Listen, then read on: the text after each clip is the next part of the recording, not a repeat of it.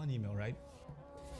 This lady emails, it's a really long email about how she's read that the Quran never talks about covering the head, right? Now, it's not a messed up thing necessarily, but she says, I read the ayah and I read, what it says in surah number 24, Surah An-Nur has the ayah, right?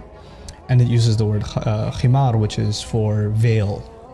And I looked up the dictionary and it says things like a shawl or cover, so it never ever says anything about covering the head, right? And I start thinking, is this a common confusion, or is this just this one-time email? Yeah. So I do a little digging and it's actually extremely common. Like a lot of people think that the ayah is not talking about covering the head at all, right? So it's a really common confusion. I didn't know. So one of the things I really want to do is kind of address this in a sane way. I'm not interested in getting somebody to wear hijab. That's their decision, right? But at the end of the day, if something's being said about the Quran, we have to be honest. And what is it saying? And there are people who would like it to mean something it doesn't mean. And then there are people who are genuinely, they just don't know any better and they're confused about the subject. And I'd like to assume that anybody who has this confusion, they just don't know any better, or whatever they read convinced them of this. I don't like to think that they're they mean evil, or they're trying to have an agenda. Have an agenda, or a misguided opinion or whatever. So the cool thing about Arabic, right, is that for covering the head, just covering the head, there's 9 different words. Wow. And one of them is khimar, right? So you have, miqna'a and mighfar, and there's all these bunch of words. And that depends on if it covers the head and if it's up to here, if it's up to here, if it's up to here, depending on the length, each has its own kind of meaning. And in Old Arabic, the word khimar, which is used in the Quran. Now, you and I know commonly we use the word hijab. Yeah. Hijab is actually not a word for head cover. It's actually a word for barrier. Like a wall could be a hijab. A curtain could be a hijab. Okay, so it just kind of got coined as hijab, but that's not the word in the Quran, nor the Arabs ever used it like that. Okay, so the word is khimar.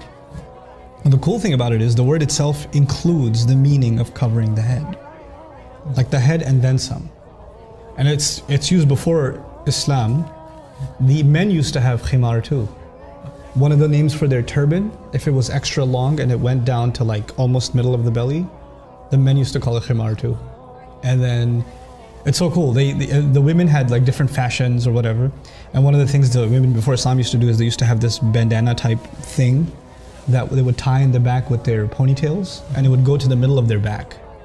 So they wouldn't drape it in front, they throw it behind them. That was also called a khimar. Now the Quran says they should take their khimar and throw it in front of them, before their chests.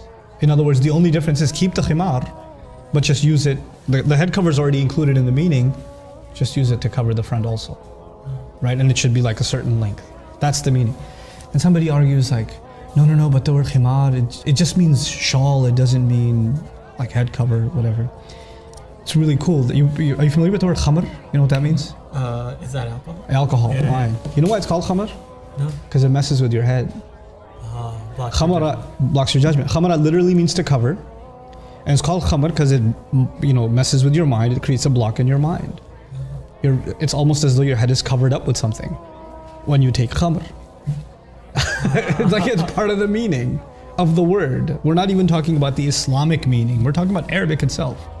Back in the day, they'd see some horses are funny colors, from the neck onwards it's white and the rest of it's brown or something like that. They would say that horse is mutakhammir. It's like it has a khimar on. So, how are you going to explain that as the horses don't have shawls on? Yeah.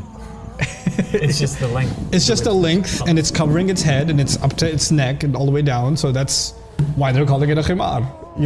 So it's already in the language, but it's so unfortunate that when they say, okay, they should draw their veils over their chest. That's what some translations say, draw the veils over the chest.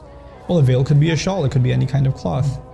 And it doesn't really include head covering, right?